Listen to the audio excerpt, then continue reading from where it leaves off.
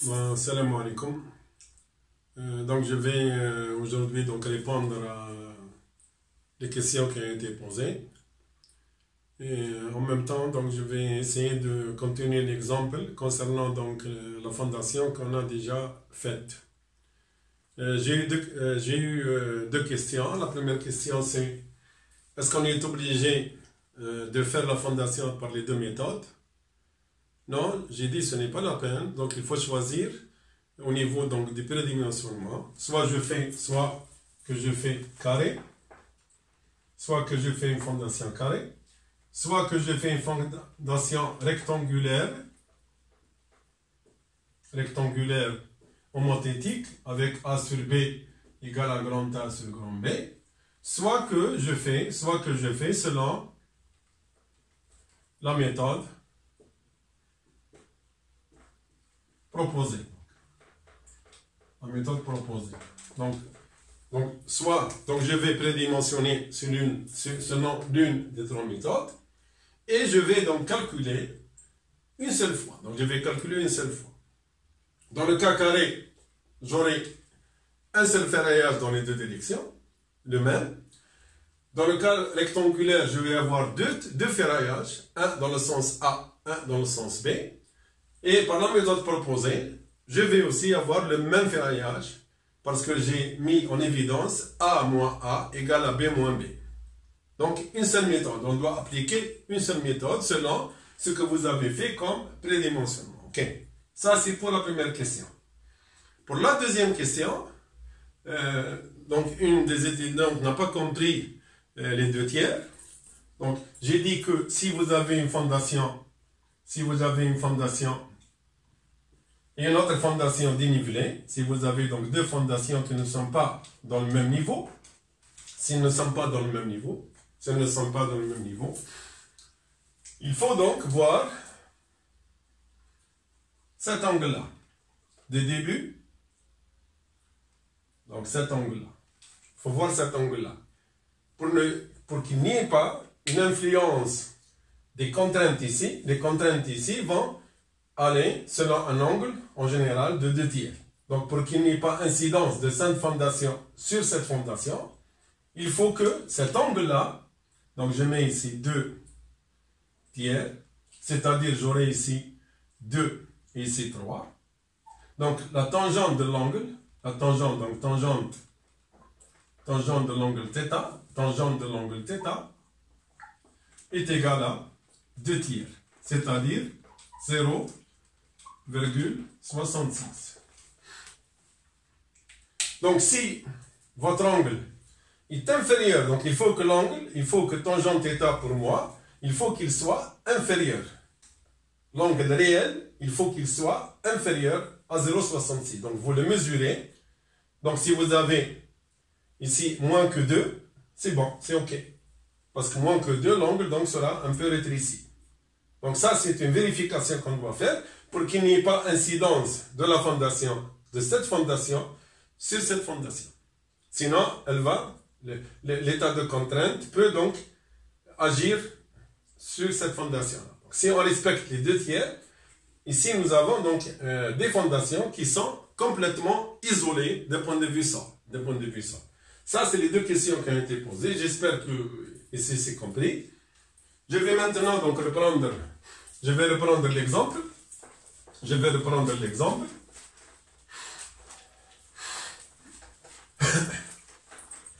Donc on a vu que l'exemple c'était quoi l'exemple? C'était une fondation de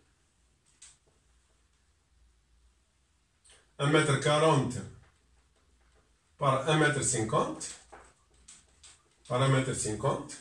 Et nous avons trouvé que AS dans la direction A égale à AS dans la direction B est égal à 9,08 cm². Donc j'ai trouvé que ASA égale ASB égale à 9,08 cm². Je vais donc répartir en fonction de AS. Je vais donc placer de la ferraille. Je vais placer donc un renforcement en acier. Selon, bien sûr, les diamètres qui existent.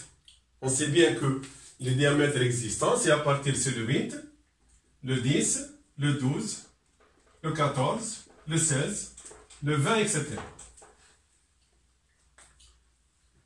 Nous sommes dans une fissuration qui est préjudiciable. Nous sommes devant une fissuration préjudiciable, c'est-à-dire khatira. Elle peut donc induire de la corrosion. De préférence, quand vous avez de la corrosion, de préférence, il faut réduire le diamètre pour réduire l'espacement.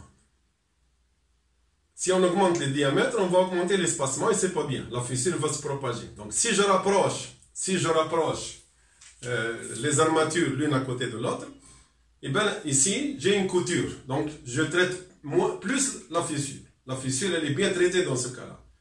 Mais si je place des armatures très espacées, la fissure, quand le béton va se fissurer, il ne va pas donc trouver dans cet espace des aciers de renforcement. Donc il est préférable de réduire les diamètres et de travailler avec des diamètres réduits. On va voir ensuite quel est l'espacement à respecter. Bien sûr, ici, moi, je vais par exemple commencer, je vais prendre le 12, je vais prendre le HA12, je vais donc commencer par le HA12, c'est-à-dire AS d'un diamètre 12 est égal à 1,13 cm². Et je divise la section totale par 1,13. Je vais trouver 8, je trouve donc ici 8, quelque chose, 8,04, etc. Je vais trouver 8 et quelques barres. Donc, soit que je vais prendre 9 HA12, 9 HA12, donc elle sera supérieure, soit que je vais prendre 8 HA12. Je vais prendre 8 HA12. Pour 8 HA12, la section, elle est un peu moindre, elle n'est pas vraiment très loin. Elle est égale à 9,04. Pour 8 HA12, j'ai 9,04 cm². 9,04. Par rapport à 9,08. 9,04, 9,08. C'est pas vraiment très méchant. L'erreur qu'on peut faire au niveau du choix des armatures, on peut aller jusqu'à 5%. Ça, c'est réglementaire aussi. Le BAL 91 dit que on peut commettre une erreur au niveau de l'adoption des armatures jusqu'à 5%. Jusqu'à 5%. Jusqu'à 5%. 5% de 9, c'est à peu près 0,45 cm². On peut faire une erreur. De 0,45 cm², c'est pas grave. Donc je peux avoir moins 0,45. Ici 9,04, 9,08, j'ai 0,04 cm². Donc c'est pas grave. Donc je peux maintenir le 8 HA12. Donc je vais avoir ici au niveau du ferraillage, je vais avoir 8 HA12 dans la direction A et 8 HA12 la même chose dans la direction B. Ok, parce qu'on avait dit que puisque A moins A égale à B moins B, donc on va avoir le même ferraillage. Sauf que bien sûr, vous allez avoir 8 HA12 disposé sur 1,50 m et ainsi 8 HA12 qui sera disposé sur 1,40 m. Donc je vais avoir un espacement qui sera différent dans les deux directions. Donc je vais ici, si je vais ferrailler, bien sûr, je vais disposer le premier ferraillage ici, la première barre ici, la barre finale ici. Donc je dispose les deux barres finales. Je ne peux pas aller au-delà. Et la même chose, je vais disposer dans l'autre direction, la première barre ici, la deuxième barre ici. Ok. On va laisser toujours en termes d'enrobage pour la protection de l'armature contre la corrosion. Je vais laisser 5 cm. Je vais laisser 5 sont toujours, je vais laisser ici 5 cm. Et ici, je vais laisser 5 cm. Donc, la même chose dans l'autre direction, 5 cm et 5 cm. Donc, j'aurai quoi ici? J'aurai une répartition ici. Donc, la répartition des barres ici, ce sera 1,40 moins 10, ce sera 1,30. Donc, 130 cm. Et ici, entre ces deux barres, la répartition, elle est de 140 cm. C'est 1,50 moins 10. Donc, je peux maintenant déterminer l'espacement, puisque j'ai 8 barres, donc j'ai 7 espacements. Ici, j'ai 1,40. Donc, 1,40 divisé par 7, je vais avoir des espacements. Ici, je vais avoir des espacements de 20 cm. Donc, 20. Donc, chaque barre sera donc de 20. Je vais avoir des espacements de 20 cm. Dans le sens vertical. C'est-à-dire dans le sens A ou B selon ce qu'on a appelé. Dans l'autre direction, j'ai 1,30. J'ai 1,30. 1,30 divisé par 7, je vais trouver à peu près 18,5. 18,5 cm. Donc, dans l'autre direction, le ferraillage, quand je vais le disposer, donc je vais disposer l'autre ferraillage dans l'autre direction. Donc, j'aurai une barre, etc. Une deuxième barre. Avec l'espacement ici, l'espacement entre les barres, il sera de 18,5 cm. Ici, je prends 18,5 exact, parce que la distance, elle est limitée. Il est impossible d'arrondir ici. Il est impossible d'arrondir. Je ne peux pas arrondir parce que j'ai 1,30. Donc, je dois respecter, bien sûr, ne pas prendre le millimètre, s'arrêter à virgule quelque chose, c'est tout. Ensuite, quand ils vont disposer, ils vont avoir ici, donc dans la direction, ça, ils vont avoir 8 barres. Je vais avoir ici, donc ce sera, je vais écrire ça, ce sera 8 HA 12, donc 8 barres HA 12, diamètre 12, et à côté, donc j'écrirai l'espacement égal à 18,5. Et pour la barre bleue, pour les barres en bleu, donc dans l'autre direction, je vais avoir ici, donc je vais avoir ici, je vais avoir quoi? Je vais avoir 8, la même chose, 8 HA 12, espacement 20. Espacement 20. Donc l'espacement, il est de 20 cm parce que nous avons plus d'espace. Ça au niveau ferraillage. Donc maintenant, j'ai adopté le ferrage au niveau de la semelle bas. Donc vous avez un quadrillage, 8 barres. Il est important ici le nombre. Le nombre est important parce qu'il est fini. Donc je dois l'écrire. La même chose ici, je dois écrire quel est le nombre. Je n'écris pas uniquement HA12 l'espacement. J'écris carrément le nombre combien j'ai. Ok, pour qu'il n'y ait pas d'erreur au niveau donc, des chantiers. Et maintenant, je vais voir au niveau de la coupe. Au niveau de la coupe.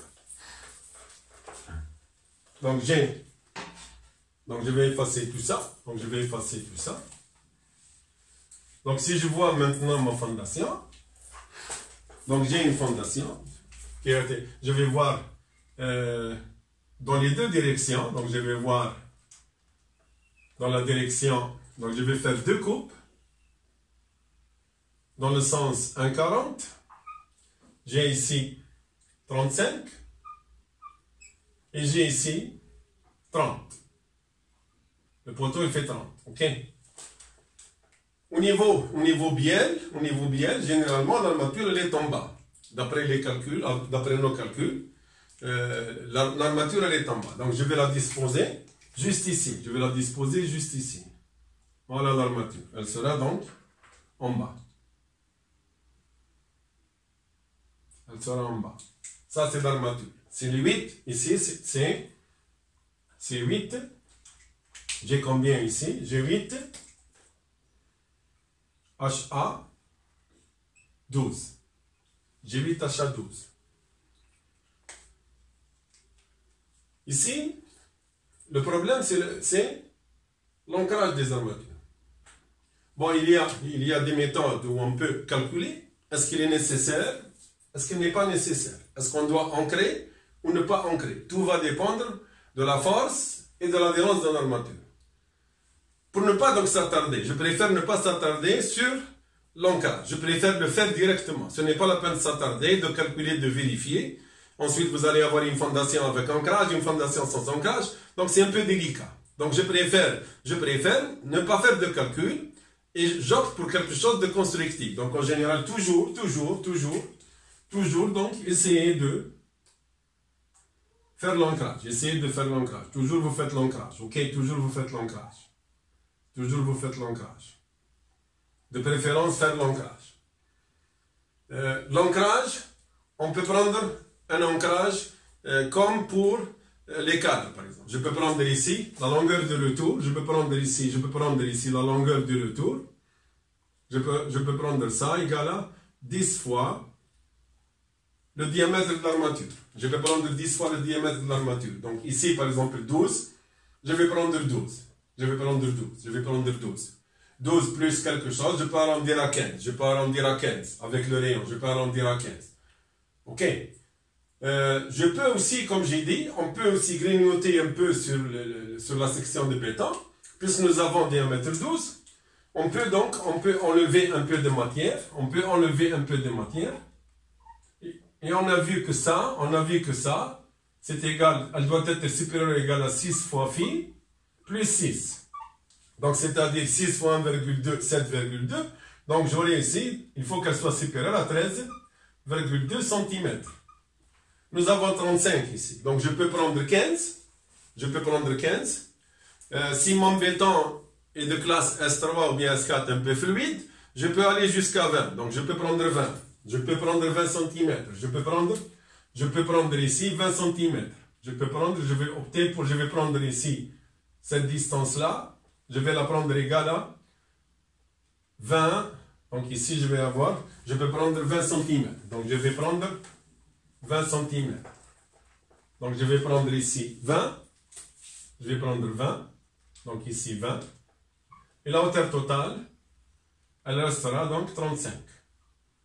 La même chose de l'autre côté. Et je peux donc enlever cette partie-là. Sauf que je laisse un peu ici une petite surface plane en dehors du poteau pour l'exécution. Quand ils vont placer le coffrage sur la fondation, ils ne vont pas trouver une surface inclinée. Ils vont trouver une surface plus ou moins plane. Donc je vais laisser un petit plat. Ici, je vais laisser un petit plat entre 5 à 10 cm. La même chose ici. Et ensuite, je vais enlever tout ce béton. Je peux enlever tout ce béton. Je peux enlever ce béton. Voilà, je peux l'enlever. Donc, je peux réduire un peu ma fondation. Donc, je peux donc faire une petite économie. Quand c'est des épaisseurs qui ne sont pas importantes, ce n'est pas la peine. Quand vous avez une épaisseur de 20 ou bien de 25, ce n'est pas la peine. Il faut faire carrément un rectangle. Mais quand la hauteur ici est très importante, par exemple 50, 60, il est préférable de jouer un peu sur l'inclinaison. OK. On peut prendre même, ici, par rapport à la hauteur, on peut prendre H sur 2. C'est très très bien aussi. Quand la hauteur est importante, c'est bien aussi. On peut prendre, si j'ai H ici important, si H est important, on peut prendre cette partie-là, H sur 2. On peut prendre H sur 2 des mâles. Donc là, on va un peu économiser. OK. Si je vois d'en haut maintenant, si je vois d'en haut, du point de vue coffrage, donc je vais voir quoi? Je vais voir le 1,40. Je vais voir ici le 1,50. Je vais voir le poteau au niveau de l'axe. Donc, je vais voir mon poteau.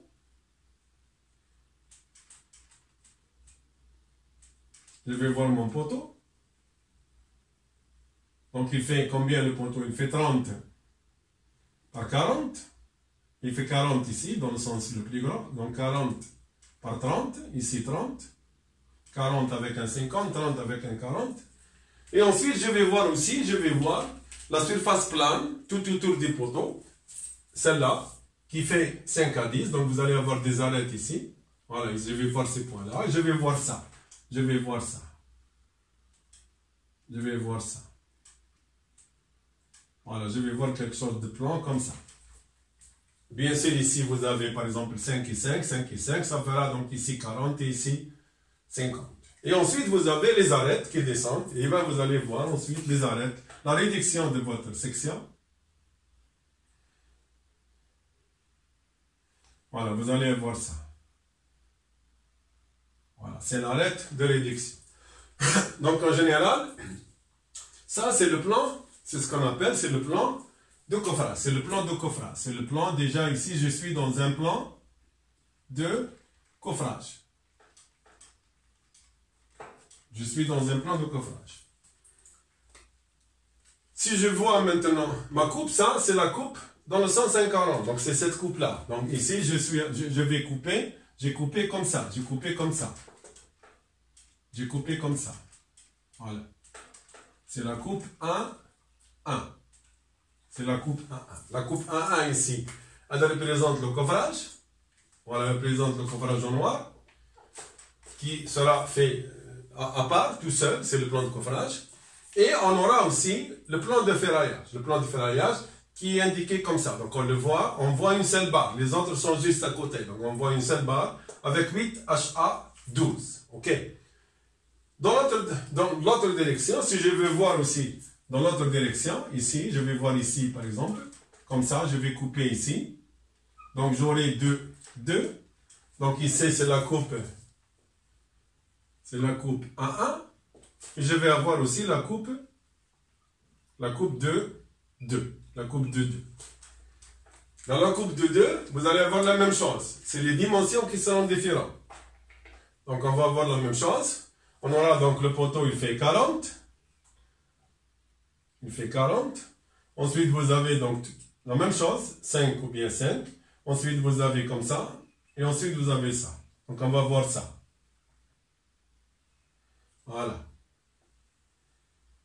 Et nous avons donc ici, c'est toujours 35. Ici, c'est 20. On a pris 20. Ici, c'est 1,50. Ici, c'est 1,50. Ici, c'est 1,50. Donc, je suis dans l'autre direction maintenant. OK? Et ensuite, donc, j'ai le ferraillage. Donc, le ferraillage, la même chose. Je vais voir quoi? Je vais avoir la même chose. Je vais avoir donc la ferraille en bas. Ensuite, vous avez le retour. Ensuite, vous avez le retour. Ensuite, vous avez le retour. J'ai dit le retour. On peut le prendre égal à 10 filles. 10 filles, donc 10 filles ici, c'est 12 cm. On peut arrondir à 15 cm. On peut arrondir à 15 cm. Donc ici, j'aurai 15 cm. Ici, j'aurai donc 15.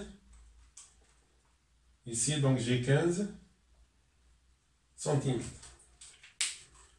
Maintenant, ces deux ferrailles sont perpendiculaires. Ces deux ferrailles sont perpendiculaires. Donc, une, elle va comme ça. Voilà. Et l'autre, elle va comme ça. Donc, j'ai l'une qui est posée sur l'autre. Il faut se méfier ici. Quelle est l'armature qui sera mise la première? En général, la première armature qui est mise en place, c'est dans la direction importante. C'est la plus sollicitée en général. Ici, ce n'est pas le cas parce qu'ils sont tous deux A et B moins B égale à A moins A. Donc je peux considérer que les deux sont la même chose. Mais dès que vous avez une armature plus importante, par exemple si vous avez dans une direction plus importante que l'autre, vous devez disposer la première armature, c'est la première qui sera posée. L'armature la plus importante, c'est celle qui sera posée en premier. Ensuite la deuxième. Ok, toujours poser l'armature. La première armature la plus importante sera posée. Ensuite la deuxième. Ici, donc, je vais, par exemple, moi, je vais choisir, c'est toujours selon le grand côté, c'est toujours le grand côté, en général. Ici, donc, je vais disposer cette armature en premier lieu, donc ce sera la première. Donc la deuxième couche, je vais la voir en perpendiculaire au niveau coupe. Donc je vais voir ensuite ce ferraille, juste l'extrémité, l'autre ferraille. Et je vais avoir aussi les 8.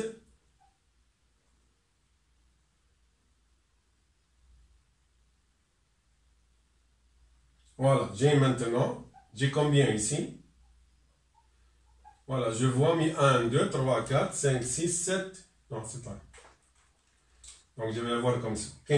Je vais avoir 1, 2, 3, 4, 5, 6, 7 et 8. OK. Donc, j'ai mes armatures. Donc, ils sont posés sur la première couche. Donc, quand je fais la coupe ici, quand je coupe comme ça, je vais voir ça.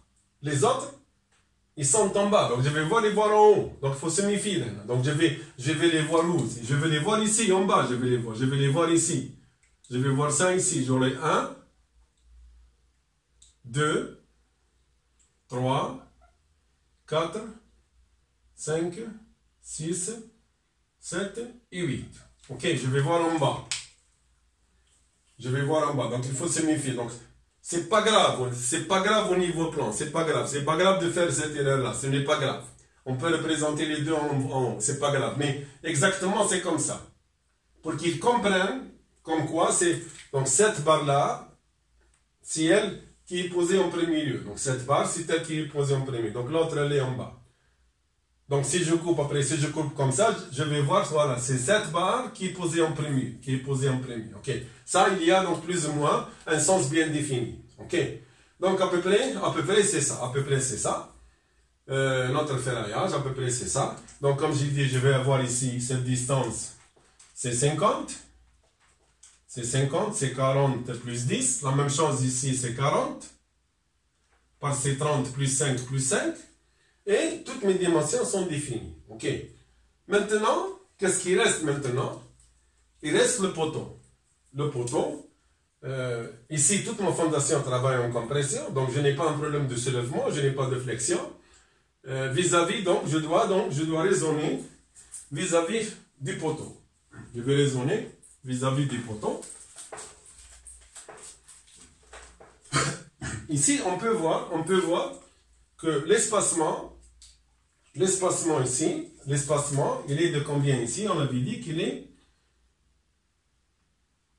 ici 1,50. Donc l'espacement dans l'autre direction, c'est 1,40. Ici, c'est un espacement de 20.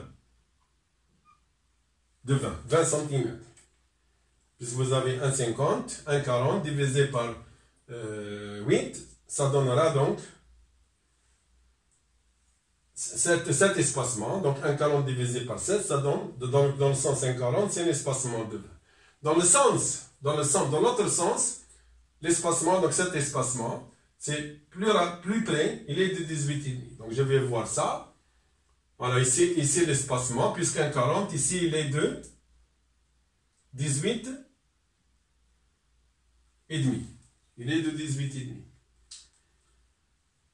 Les espacements, ici, 18,5 et 20, comme j'ai dit avant, il faut choisir toujours des armatures de petit diamètre pour que l'espacement ne soit pas important. Je pouvais choisir ici le 16, diamètre 16, je vais avoir plus que 20, je vais avoir 25 ou bien 30.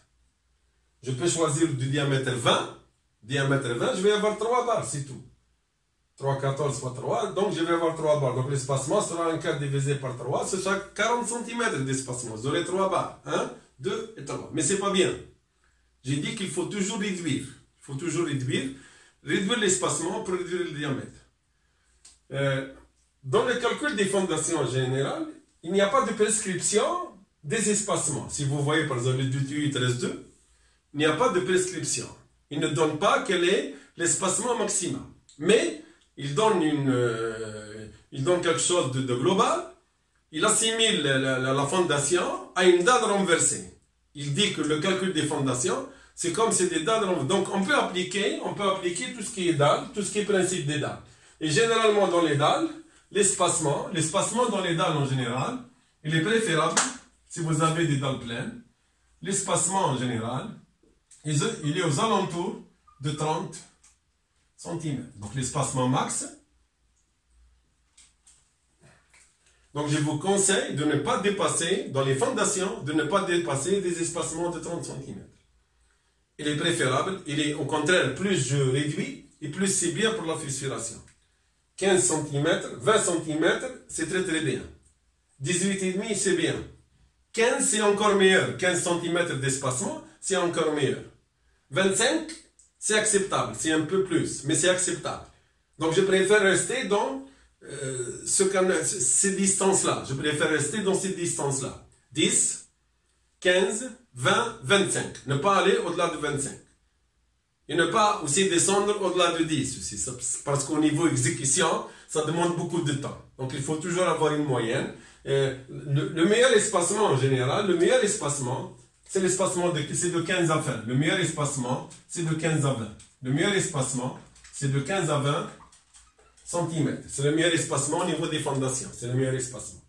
Ça, du point de vue, donc, répartition des armatures au niveau. Donc, si vous calculez avec un diamètre, et vous trouvez que l'espacement est important, vous réduisez le diamètre, vous réduisez un peu le diamètre, vous baissez un peu en bas, vous descendez, par exemple, ici j'ai pris le 12. Si je vois que l'espacement est égal à 40 cm, et bien je reviens, je prends le 10, et je prends ensuite le 8. De telle façon à rentrer dans cet espacement au niveau donc des armatures. Je vais voir aussi autre chose. Je vais voir maintenant au niveau donc amorce poteau. Au niveau amorce poteau. Donc je vais prendre une fondation qui est ferraillée. Je vais prendre celle-là par exemple. Je vais prendre celle-là. On sait que nous avons, puisque nous avons, comme j'ai dit, ici, c'est un joint, c'est une reprise de bétonnage. On ne va pas couler la fondation avec l'amorce poteau. En général, on coule la fondation en deuxième phase, on coule l'amorce poteau. Donc, je dois donc assurer la liaison entre l'amorce poteau et la fondation. Donc, je dois assurer la liaison entre l'amorce poteau et la fondation. Je dois assurer, donc, si j'ai ça, c'est l'amorce poteau. Voilà, ici, l'amorce poteau. Et bien, je dois donc, ici, c'est sûr, le poteau, il est ferraillé. Le poteau, il est ferraillé, c'est sûr. Même avec un ferrage minimal. Donc, bien sûr, il faut que mon armature soit ancrée dans la fondation. Parce que le poteau, on avait dit que le poteau repose, il est supporté par la fondation. Donc, l'armature du poteau, elle doit être ancrée dans la fondation. Elle doit être ancrée dans la fondation. Nous sommes en face ici, d'un point de vue réglementaire, nous sommes en face de deux situations. Soit que vous avez une flexion, donc l'armature elle est tendue, ce qui est un cas rare, dans le cas de bâtiments avec des fondations, comme j'ai dit, liées, parce qu'ici nous avons traité uniquement sous l'effet de la compression, donc ce n'est pas notre cas. Généralement, quand on utilise la méthode des bielles, on suppose donc l'effort est un effort de compression avec répartition uniforme. Donc généralement, nous n'avons pas de traction, sinon ça va poser notre problème. Mais si votre fondation est soumise à la traction, ça c'est une autre paire de manches. En général, le règlement, qu'est-ce qu'il dit? Réglementairement, qu'est-ce qu'il dit? Il dit que nous sommes devant deux situations. Quand vous avez l'effort de compression,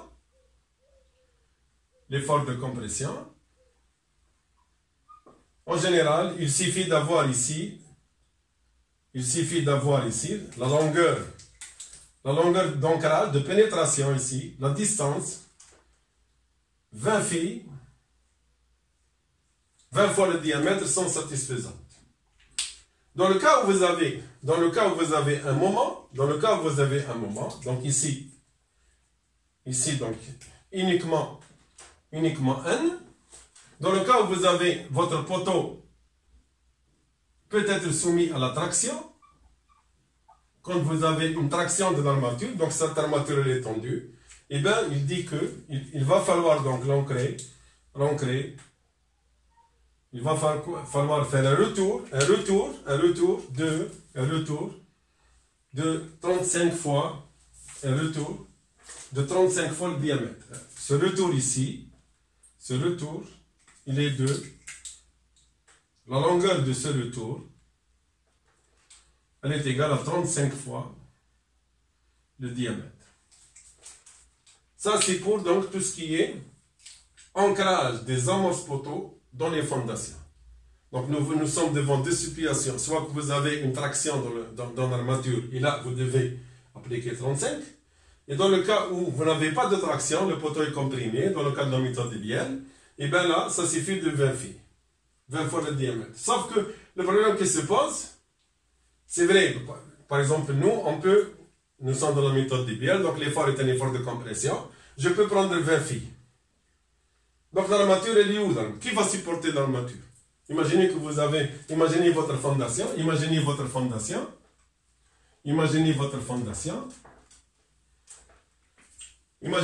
ferraillage en bas, et l'armature du poteau ici, 20 filles. Comment je vais maintenir ça? Comment je vais maintenir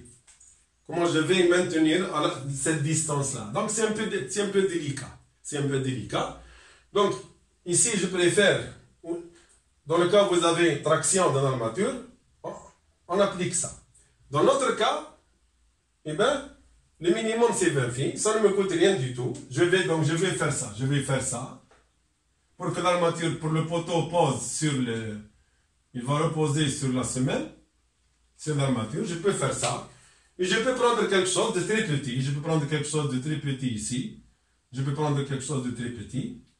Je peux travailler par rapport au poteau, par rapport aux dimensions.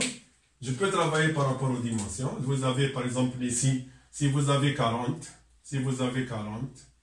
et bien je peux prendre ici, toujours 40 moins 10. Donc je peux prendre un retour de 30 cm. Comme ça, ça va être facile à manipuler au niveau des cadres, etc. D'accord? Je peux aller même à 15, même à 40 moins 15. Donc ici, je vais avoir du retour, donc mon armature, elle sera comme ça. Donc l'armature, elle sera comme ça, avec un retour de 40 moins 15, c'est-à-dire 25 cm. Ce n'est pas nécessaire d'un point de vue réglementaire, mais d'un point de vue d'exécution, le poteau peut être maintenu stable. On peut l'attacher sur le ferraillage avec ces retours. Donc ces retours-là ne sont pas obligatoires, mais c'est des retours d'exécution. Pour l'exécution, il faut toujours diminuer par rapport à la dimension de votre poteau. On peut diminuer jusqu'à 15 cm, 20 cm. À partir de 10, 15 à 20 cm, c'est pas grave, on peut enlever. Si votre poteau est important, vous enlevez 20 ou 15. S'il n'est pas important, vous enlevez 15 ou 10. Et on peut donc faire un retour. Ce retour-là, il va être attaché, donc il sera attaché au niveau des armatures. Donc je vais l'attacher au niveau des armatures. Et comme ça, j'aurai donc mon poteau qui sera complètement maintenu.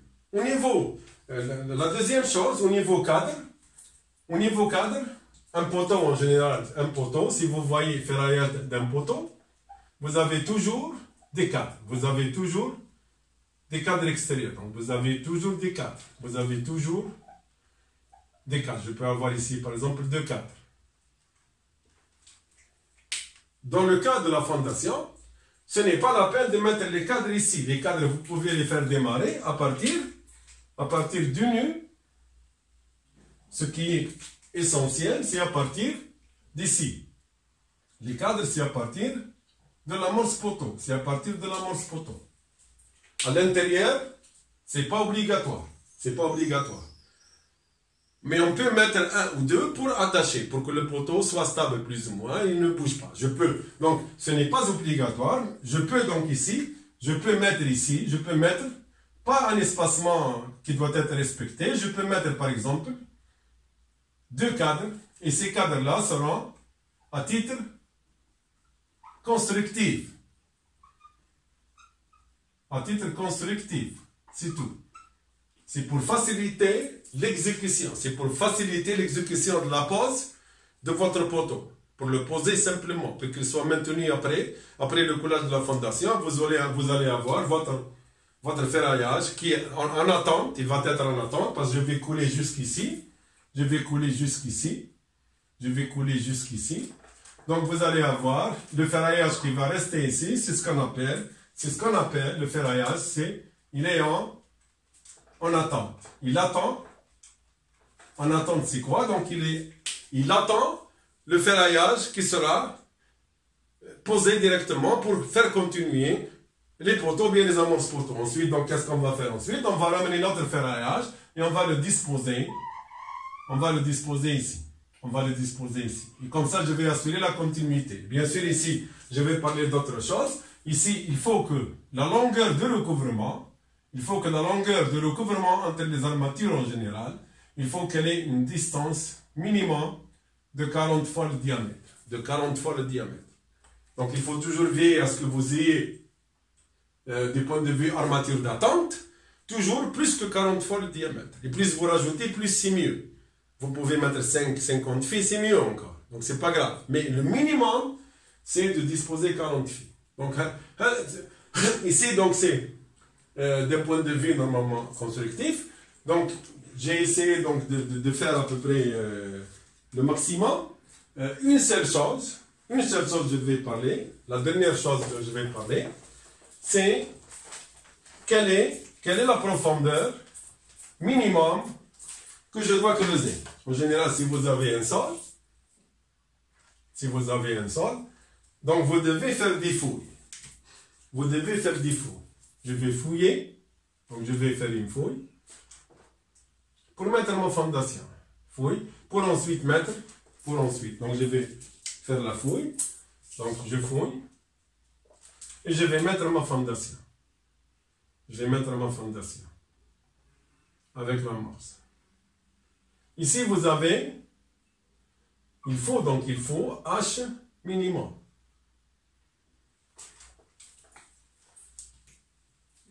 Beaucoup de gens parlent ici, chacun interprète à sa façon. Quelqu'un dit qu'il faut donc pénétrer dans le sol à sur 10, la hauteur du bâtiment sur 10, c'est-à-dire si vous avez une tour de 30 mètres, vous devez descendre 30 mètres. Ici, c'est pas vrai.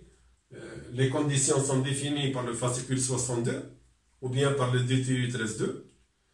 Vous avez généralement, on protège ici, supposons que votre bon sol est dès le début.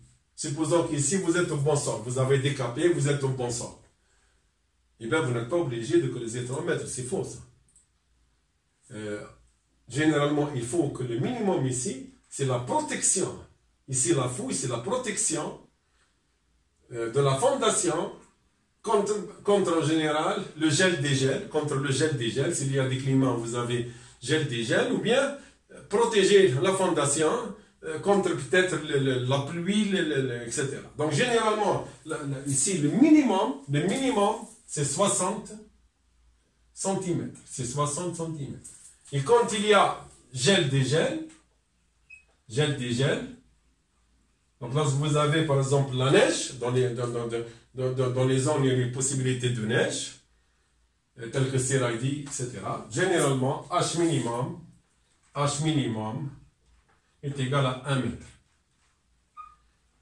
Ça, c'est les deux conditions restantes pour donc finaliser tout ce qui est donc court sur donc la fondation sous poteau. On utilise dans la méthode des bielles, le ferraillage, les conditions constructives, la réduction de la section et la fouille minimale. En général, tout ça, je vais essayer, si on a bien compris ça, maintenant je vais passer à d'autres types de fondations, mais on va toujours être en présence de ces paramètres-là. Ce cours-là, c'est un cours de base qui va permettre après de comprendre et de l'appliquer. On va voir après. Et bien cette méthode-là, elle restera applicable pour tous les autres types de fondations. Qu'on verra. Les semelles filantes, les semelles croisées, les semelles sous voile, et bien tous seront calculés par la méthode des bielles. Et toutes les règles que j'ai dictées, j'ai citées ici, elles resteront applicables. Ok? Donc je vous remercie pour votre attention. Si vous avez des questions, vous me les posez. Et en même temps, essayez de vous abonner pour que je vois un peu le nombre par rapport comparativement aux étudiants. Et في نفس الوقت essayez de mettre si c'est bien, vous cliquez moins sur bien, si c'est pas bien, vous cliquez sur c'est pas bien, et quand vous cliquez sur c'est pas bien, vous faites des remarques, c'est pas un problème. Vous faites des remarques, c'est pas un problème. Ok, je vous remercie. تصبحوا على خير.